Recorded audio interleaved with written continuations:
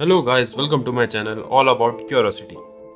Official history से जवाहरलाल नेहरू जी को India का पहला पीएम चुना गया था और सरदार पटेल जी को होम मिनिस्टर। माना जाता है कि ये सब प्योरली मेरिट बेस्ड था, लेकिन सच्चाई जानने के बाद आप यकीन नहीं कर पाएंगे।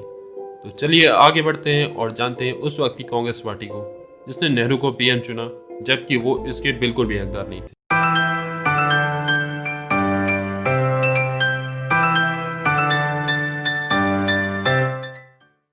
कांग्रेस के सभी मेंबर सरदार पटेल जी को इंडिया के पहले पीएम के रूप में देख रहे थे, जो कि सबसे कैपेबल थे और उनमें एक नो नॉनसेंस पॉलिटिशियन भी था।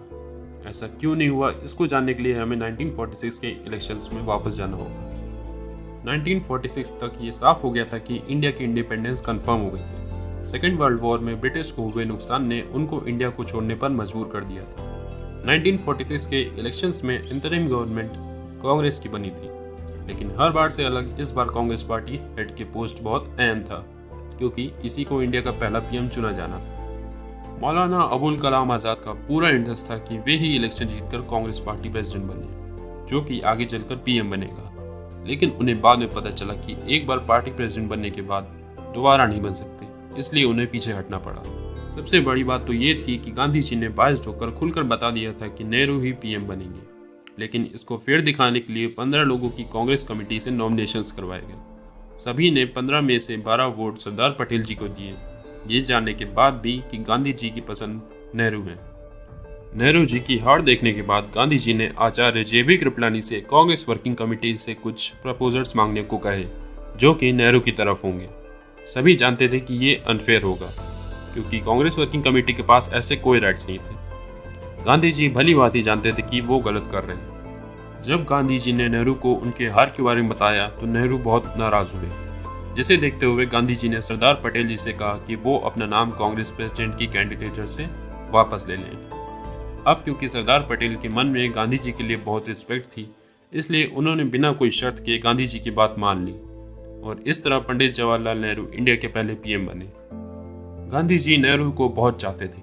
ये इस बात से पता चलता है कि गांधी जी ने नेहरू का नाम 2 बार 1929 और 1937 में कांग्रेस प्रेसिडेंसी के लिए दे चुके थे। गांधी जी का मानना था कि नेहरू, जो कि मॉडर्न थॉट्स के हैं, वो सरदार पटेल जी से कहीं बेहतर होंगे।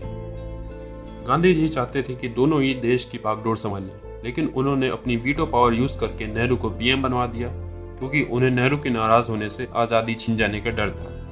काफ़ी एनालिस्ट का मानना है कि ये डर गांधी जी को इसलिए था क्योंकि नेहरू ने गांधी जी को धमकी दे दी थी कि अगर उन्हें पीएम नहीं बनाया गया तो वो कांग्रेस को 2 हिस्सों में स्प्लिट करने की मुहिम छेड़ देंगे, और अगर ऐसा हो जाता तो ब्रिटिश को इंडिया नहीं छोड़ना पड़ता, और वो ये कह के जाने से मना कर देते कि अब इंडिया में ऐसा कोई इंसान है ही नहीं जिसे इंडिया की लीडरशिप सौंप दी जाए।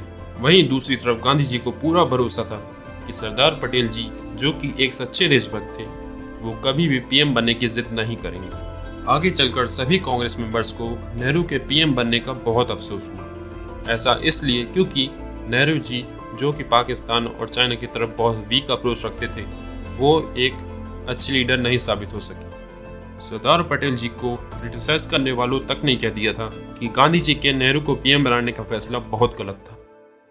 सी राजगोपालाचारी, जो कि कभी भी सरदार पटेल जी को कांग्रेस के प्रेसिडेंट के रूप में नहीं देखना चाहते थे, उन्होंने भी कह दिया था कि अनडाउटली बेहतर होता अगर नेहरू को फॉरेन मिनिस्टर बनाया जाता और सरदार पटेल जी को प्राइम मिनिस्टर।